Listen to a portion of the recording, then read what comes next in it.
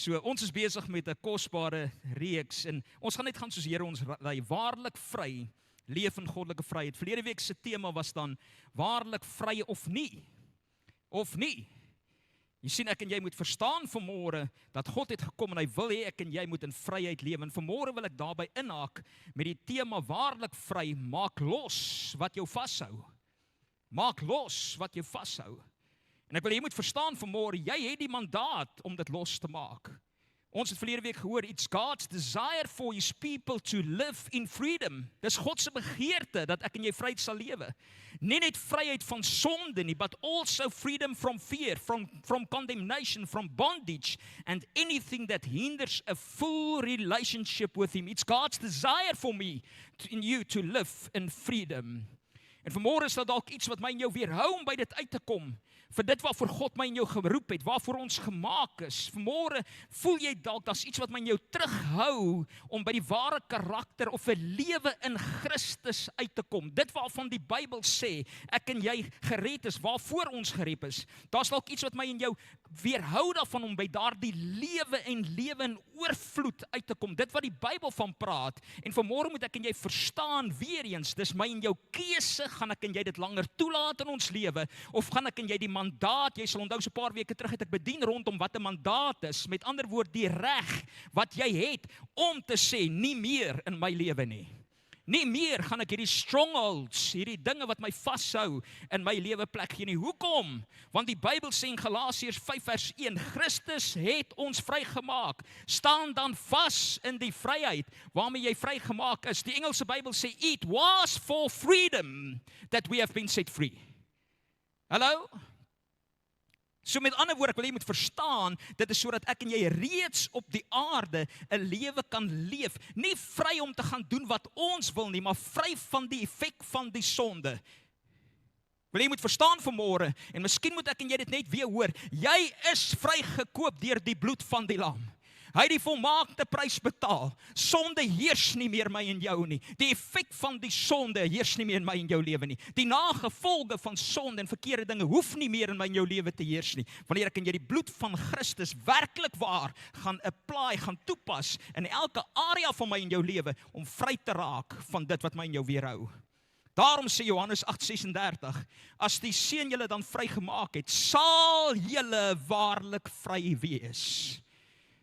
Met ander woorde, in daai area waar ek en jy die vryheid wat ons het in Christus, die vrymakende krag van die verlossing wat daar is in die bloed van Jesus gaan toepas, is daar vir my en jou garantie dat jy vry sal wees. Amen? Of is my Bybel besig om te lieg? Die Bybel sê, wanneer die Seun van God my vrygemaak het, sal ek waarlik vry wees. Wanneer ek daardie vryheid gaan toepas, maar soms sukkel ons, want daar's strongholds in ons lewe. En ek het vir jou verduidelik wat daardie strongholds is.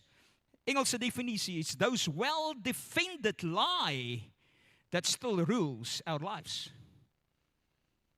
It's that well-defended lie. En weet jy wat is die ergste van alles? Soms verdedig ons in ons eie lewe daardie verkeerde strongholds ook. Dan justify ons dit self oor hoekom ons daardie dinge toelaat. Hoekom ons toelaat dat die seer van gister en die bitterheid van gister 'n hou vas het op my en jou lewe. En vanmôre wil die Here my en jou vrymaak daarvan, because you need to understand, you can be saved, but still be enslaved. Jy onthou dit? You can be saved, but still be enslaved. Met ander woorde, ek kan hemel toe gaan, ja, ek is geregtig verklaar, ek het die genade ontvang van die Here af, sodat my siel gered kan word, en wanneer Jesus kom, ek kan hom gaan tegemoet gaan, vir ewig saam met hom te wees, maar terwyl ek op die aarde is my lewe 'n stryd, voel ek nie vry nie, voel ek nie die verlossing nie, beleef ek en leef ek nie in daardie autoriteit nie. En vanmôre wil die Here weer eens my en jou bring by daardie plek, om in sy vryheid te lewe. Ek vir hy my vra my gou toe kom help. Ek wil vir jou dit prakties demonstreer vanmôre. Draai gou so na hulle toe. Goed. Sien ons dinge in my en ek en jy het nie beheer daaroor van baie dinge, soos byvoorbeeld verwerping wat ek beleef het in my kinderdae.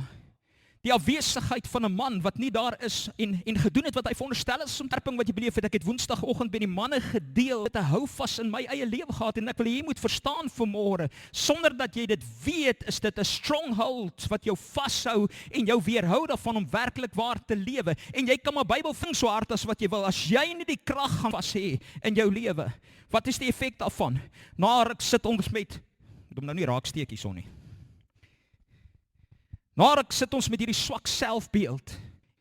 Met dit kontrol my. Dit beheer my. En vir solank as wat ek dit toelaat, kan ek nie maak wat ek wil nie.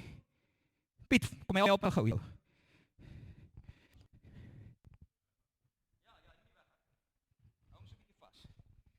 Dan staan die bitterheid, want ek weet nie of jy dit weet nie, dat wanneer ek daardie teleurstelling, daardie negatiewe goed beleef vaak nie, dan groei dit verder maak het. Dalk het jy gekom deur 'n gebroke huwelik. Dalk is daar familiekonflik. Dalk het jy seer gekry in die kerk en is die teleurstelling so groot. Hierdie klomp bitterheid. En hou dit my vas. En die effek daarvan is dit ontaard in woede. 'n Hardheid van die hart. Hoe kan ek hom vertrou as hy dit aan my gedoen het?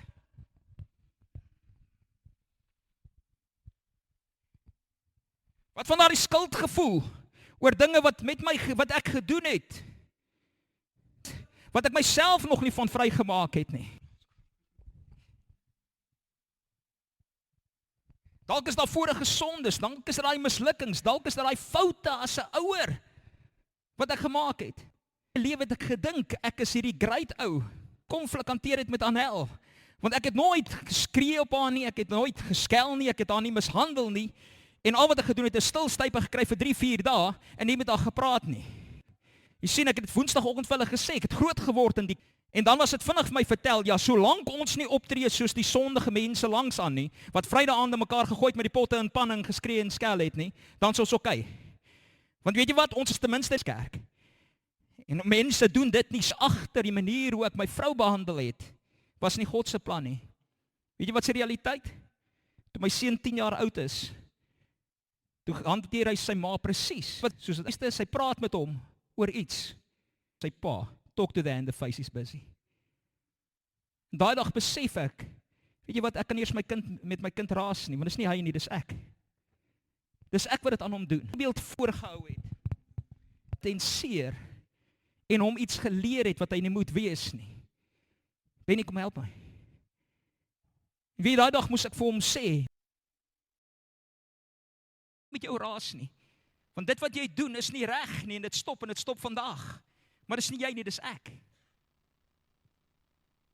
Mislukkings. En vir baie lank het ek gevoel, Here, ek is net nie waardig nie. Met selfvooroordeling geloop, selfhaat. Wat van daardie vrees in my en jou lewe?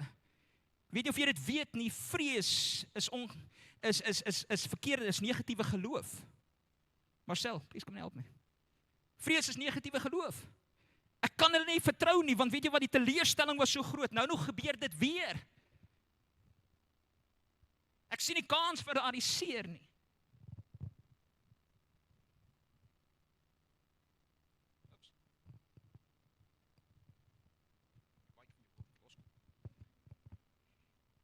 Ek kom een ding agter, hierdie man wil nie vas wees nie, hy wil net vry wees.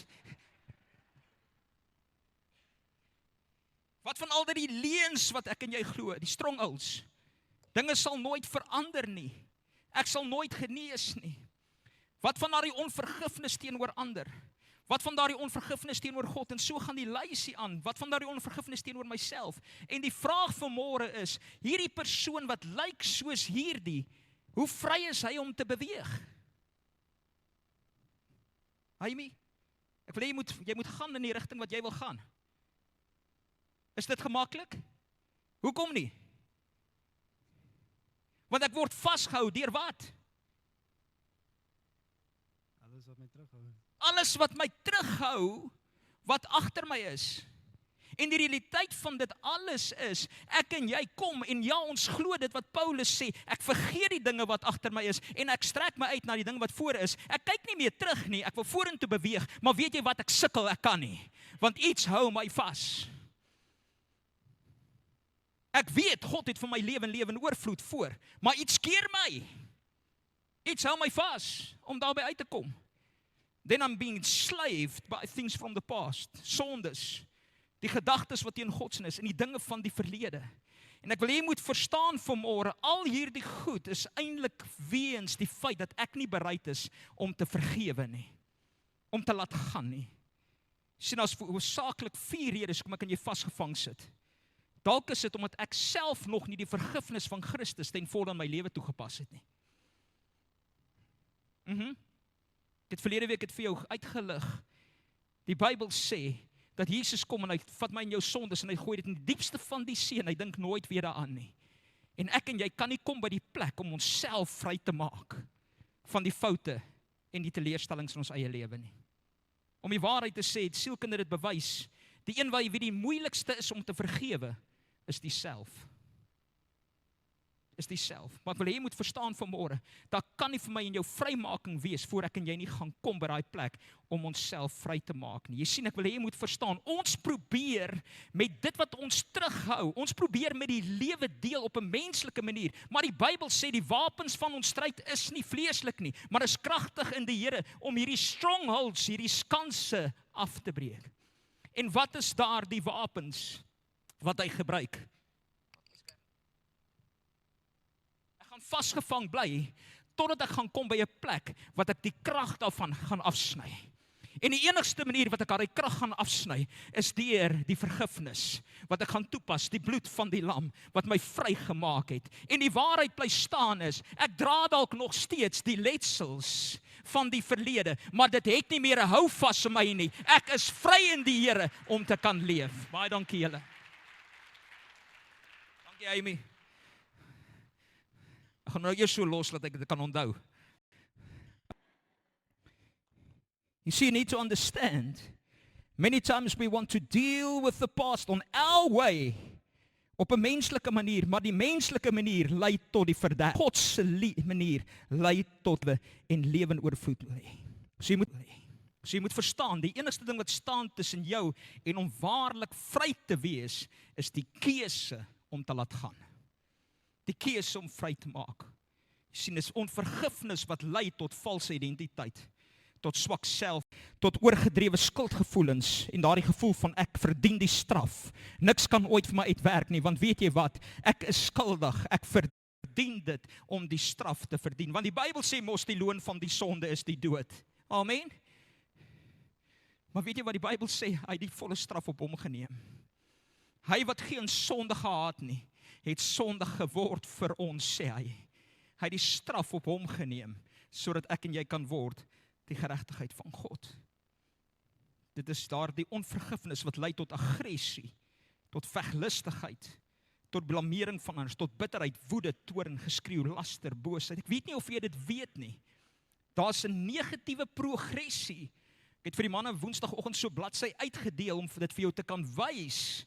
Wanneer dit kom by vergifnis of by onvergifnis, wanneer jy nie dadelik die krag daarvan gaan wegvat nie, dan lei dit al hoe meer tot 'n verdere vlak negatief. Dit lei tot woede. Ek word kwaad. En as ek dit nie hanteer nie, as ek nie vry maak nie, dan lei dit tot bitterheid. En so gaan dit aan tot op 'n stadium wat ek voel die enigste manier om te deel hiermee is as ek kan vergelde, want hy moet die pyn voel wat hy aan my gedoen het. Imagine, die Here moes met my en jou so gedeel het.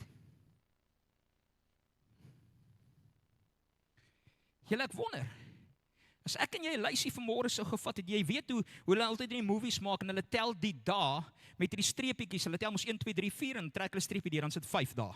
En so tel hulle 5. As ek en jy sou getel het, Andrei, hoeveel jare se sondes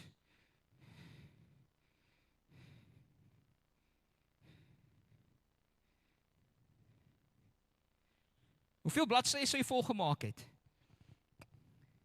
En dit gaan glad nie oor die ouderdom vanmôre nie. Want weet jy wat, ek kan 19 jaar oud wees en 'n meer ongeregtige lewe geleef het en goed as iemand wat 76 is. Imagine, die Here moes my en jou vergelde het ooreenkomstig ons misdade. Maar weet jy, wat sê die woord van Here in Psalm 103?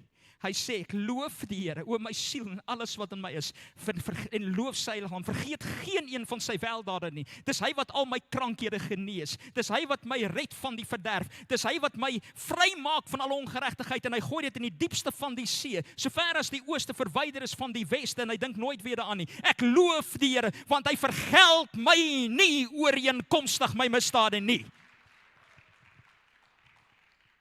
Imagine, die Here moes dit gedoen het. Gekom het by 'n plek van vengeance. Dis Engelse woord van vergelding. Om te sê, weet jy wat, jy moet die pyn voel vir dit wat jy aan my gedoen het. Here, ek sou dit nie gemaak het nie. Ek weet nie van jou nie. Daarom het ek gesê, moenie jy bekommerd wees nie. Ek het reeds die straf gedra. Hy sê die straf wat my en jou toekom, het hy op hom geneem. Die prys betaal, sodat ek en jy vry kan word in die Here. En nou is die vraag van môre, as hy daar die prys vir my en jou betaal het, het hy dit nie ook gedoen vir die seer wat jy beleef nie? Hoekom wil ek dan kom by 'n plek van vergelding? Hoekom kan ek nie kom op 'n plek om dit net oor te gee aan die Here nie? As Jesus se prys, die prys betaal het vir my sondes, dan beteken dit hy het mos vir my broer se sondes dit ook gedoen, amen? Dan beteken dit hy het vir my vrou se sondes dit gedoen, amen? Dan beteken dit hy het vir my vernoot wat my te nagekom het ook gedoen, amen? Wie is ek om dan te bly by die plek van bitterheid en wil vergeld? Sien, ek hark myself vooruit, maar ek gaan net soos die Here vanmôre lei. In Romeine, die 12de hoofstuk sê hy sê ek is die regter. Hy sê en ek sal besluit wie wat se straf moet dra. Jy hoef nie die prys te betaal nie. Ek weet nie of jy dit weet nie. Jy is nie God nie. Hallo? I am not God. And God is the only one that can decide.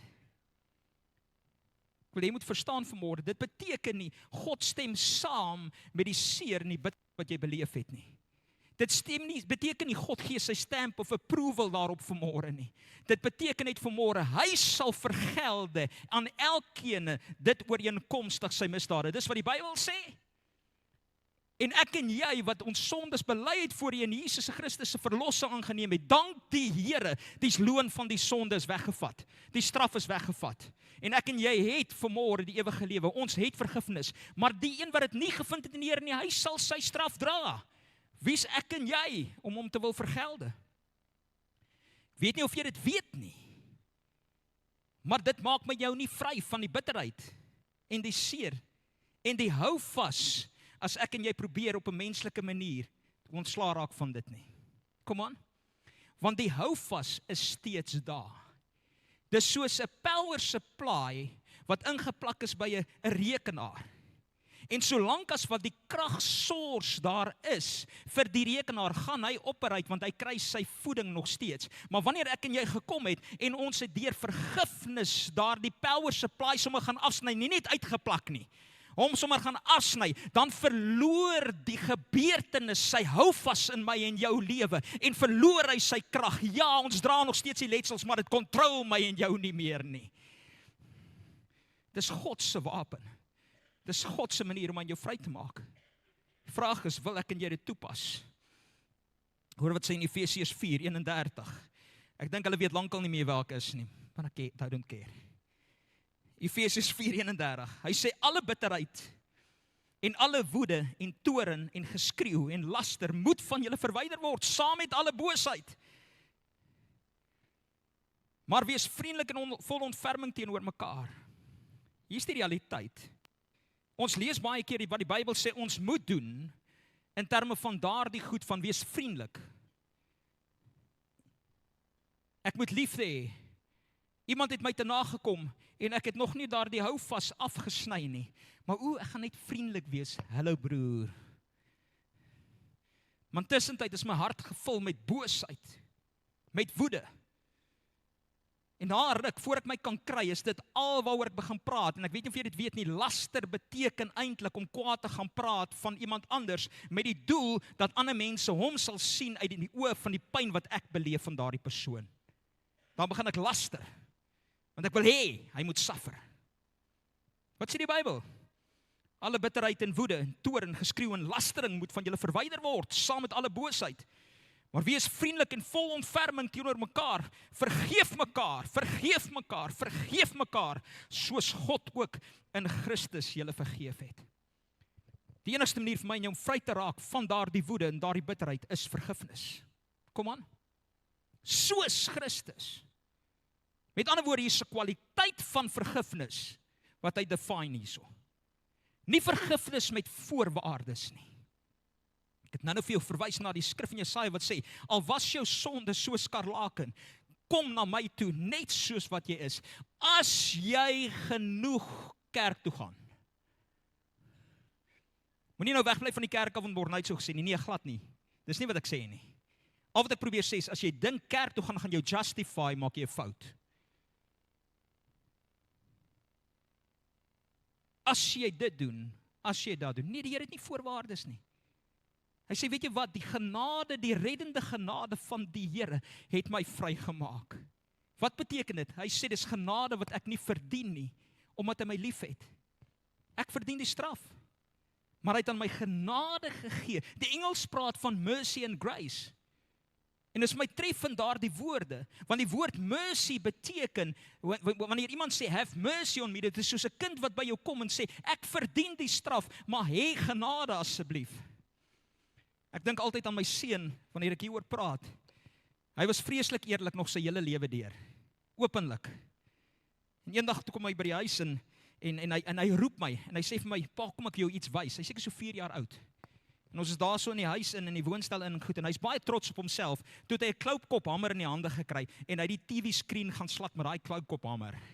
Sulke kepe en sulke hake uit. Baie trots op homself. Hy het iets reg gekry. Heeltemal die verkeerde ding wat jy moet slaan met die hamer. En op daai oomblik te dink ek, joh, jy weet, hy wil eintlik pa impress met dit wat hy doen, maar dis heeltemal verkeerde aksie. En ek kan hom straf, want dis verkeerde ding om te doen, maar eintlik moet ek myself straf, want ek het die hamer laat rond lê.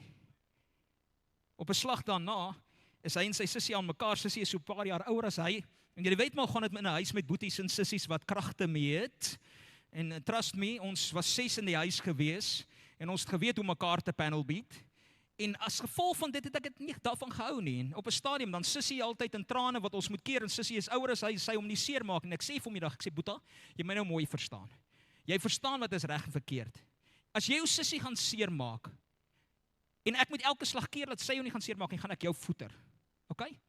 Jy weet, 3 oue, daar is hy, want jy wil nie hoor nie, ok? Dit is nou die straf wat kom.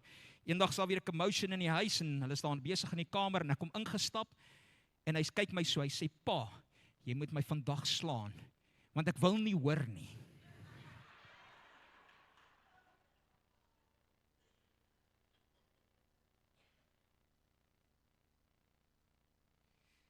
Nou dink ek, Here, jy kan hom nie slaan nie. Dank die Here, want gewoonlik tigtig ons uit verkeerde emosie uit, né?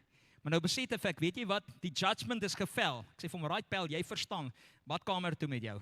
En toe daai eerste hou so vol op daai boude, kyk hy my so, hy sê, ek het gesê slaan, maar ek nie bedoel jy met my so hard slaan nie. Nou toe sit verby. Nou baie keer het ons, as kinders ook, kom aan, of ons kinders het gesê, have mercy. Ek weet ek verdien straf, maar asseblief, have mercy. Dis wat genade is. Maar dan sê hy gee ook aan ons grace. Wat beteken dit wat ek nie veronderstel is om te kry, dit gee hy vir my en jou. Daardie free pass van ewige lewe, vrymaking. Nou as die Here dit aan my en jou gee, wil ek jy moet verstaan, ek en jy wat straf verdien het, moet daar dieselfde kwaliteit van vergifnis bereid wees om te kan gee. Want ek wil jy moet verstaan vanmôre, dat, en dis waar ek by wil uitkom, dat solank as wat jy gaan vashou in onvergifnis in die bitterheid, gaan dit verseker nie net 'n effek hê, soos ek laasweek vir jou verduidelik het op jou fisiese toestand nie, maar verseker op jou verhouding met die Here. Jy moet my hoor vanmôre. Kom ek lees vir jou vers. Efesiërs 4 vers 30. sê, bedroef nie die Heilige Gees van God nie, deur wie julle verseël is tot die dag van verlossing. Vir laasweek vir jou verduidelik, om die Here te bedroef, om die Heilige Gees te bedroef, is om nie te luister na die stem van die Heilige Gees nie. Die Bybel sê, is die Heilige Gees wat oortuig van sonde, geregtigheid en oordeel. Amen. Jy ken daardie skrif, né? Maar wat sê Jesaja 59 vers 2? Hy sê dit is julle sondes en ongeregtigheid wat 'n skeidsmuur geword het tussen God en die mens. Hoor gou mooi, God sê vergewe, God sê maak vry, ek verhard my hart, ek bedroef die Heilige Gees, ek luister nie na die stem van die Here nie, en verseker dit, hou dit my vas in 'n toestand van unrighteousness, en die Bybel sê daardie ongeregtigheid word 'n skeidsmuur tussen my en die heerlikheid van God. Nou wonder ek, Here, hoekom is jy so ver? Here, hoekom antwoord jy nie? Here, hoekom beleef ek nie dit waarvoor ek U vertrou nie? En dis verseker nie die enigste ding vanmôre wat die skeidsmuur is nie, maar ek wil hê jy moet verstaan die krag rondom dit. Solank as wat ek in jy vashou in hierdie bitterheid. Sien, ek wil hê jy moet verstaan, die Bybel sê, Efesiërs 4:27, wanneer ons hierdie bitterheid en hierdie goed vashou en toelaat in ons lewe, dan gee ons aan die duiwel plek. Sê nie in Efesiërs 4 vers 27, wanneer hy gesê het, vers net voordat hy sê, en jy kan kwaad word, maar moenie sondig nie. Met ander woorde, doen die regte dinge, al was jy te nagekom. Al was jy seer gemaak, want as jy dit nie doen nie, dan gaan jy aan die duiwel plek gee.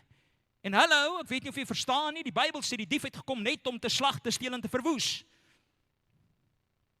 Kerk, ek wil jy moet verstaan vanmôre. Ek en jy kan kies tot watter mate gaan ons die vyand toelaat om in ons lewe die houvas te hê om ons te slag. Ek het laasweek vir jou dit uitgelig en ek wil baie vinnig net weer daaraan raak, want dit is treffend, dat hoe langer ek vashou in hierdie bitterheid, kan dit selfs effek op my en jou fisiese gesondheid. Laasweek het Sondag pastoor Ige 'n belangrike stelling gemaak na die diens, en hy het gesê, ek wonder hoeveel mense sukkel om gesond te word, of ontvang nie hulle genesing nie, omdat hulle nie bereid is om te vergewe en vry te spreek nie. En dit is presies so. Want ek wil hê jy moet verstaan, ek het laasweek verduidelik die konsep van quantum physics. Quantum beteken energie. En elke negatiewe ding wat ek en jy beleef, is 'n energie.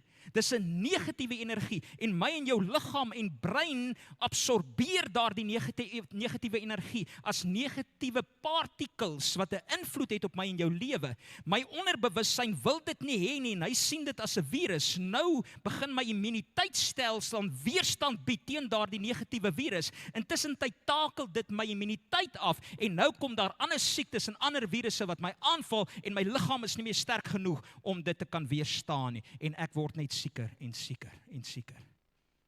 Die realiteit is in quantum physics werk dit so, wanneer een sel of een energieatoom links draai, dan gaan die effek daarvan ook links wees. Met ander woorde, as daardie energie toksies is in jou lewe, 'n negatiewe ding is, gaan dit jou toksies maak. Gaan dit jou toksies laat dink. Gaan dit jou toksies laat funksioneer. Dr. Caroline Leaf het 'n baie belangrike stelling gemaak saam met dit. Sy sê die teenoorgestelde is ook waar. En is wetenskaplik bewys. Die oomblik wanneer die mens kies om te vergewe, stel jou brein 'n hormoon af wat 'n cleaning chemical vrystel deur jou hele liggaam wat alles wat toksies is, detox en skoonmaak sodat jou liggaam gesond kan word. Wow. En toe ek het lees, sê ek, Here, jy sien, as wetenskaplik bewys, die menslike liggaam, God het my en jou so gemaak, dat die mens homself kan genees van elke siekte, mits dit nie stresverwante siektes is nie. As jy die regte voeding kry, skoon water, skoon kos, en jy kry skoon lig, en jy rus. Dis wat wetenskap bewys het. Maar kan ek vir jou iets vertel vanmôre? As jy gaan kyk, hoeveel sondes het sy geboorte na die sondeval, hoeveel siektes het sy geboorte na die sondeval. Hoekom? Omdat dit stresverwant is, omdat dit sondeverwant is, omdat ons nie die krag van vergifnis toepas nie, en die liggaam afgebreek word. Nou kom die biologiese stelsel wat God in plek gestel het vir die liggaam, om homself te genees, kan nie funksioneer nie, omdat ek nie die geestelike wet van vergifnis toepas nie. Hallo? Klink nou vreeslik. My dogter het gesê, pa, dis waar jy nou moet bly, want verder as dit gaan jy jouself seermaak. Ek spot altyd en sê, biologie het my gelos in graad 2. Mense, ek en jy moet die krag hiervan verstaan. Maar wat van psigologies? Wat van die houvas? Wat van die verkeerde emosies wat heers vanuit my en jou onderbewussyn? Emosies van woede, angs, selfvernietigende gedagtes, waardeloosheid, swak selfbeeld. Goed wat 'n houvas het en wat ek nader ek begin glo. En die Bybel sê, soos die mens sy siel bedink, so is hy. Jy ken dit. Sê die Bybel nie, bewaak jou hart meer as alles wat bewaak moet word nie. Met ander woorde, moenie hierdie goed toelaat nie. Mense, ek wil hê jy weer verstaan. Jy kry boodskap en inligting, toksiese goed wat inkom deur jou sintuie. En as jou sielste mense die filters nie uitgesorteer is nie, die strongholds nie weggevat is nie, raak dit 'n geloofsoortuiging in jou gees rondom jou, wat jy nader gaan begin glo omtrent jou lewe. Hallo? Dis kom die Bybel sê, bewaak jou hart meer as alles wat bewaak moet word, want daaruit is die oorsprong van die lewe. Waarvan die hart van vol is, sal... Kom aan. Die vraag vanmôre is, hoe affekteer dit my in jou geestelike lewe?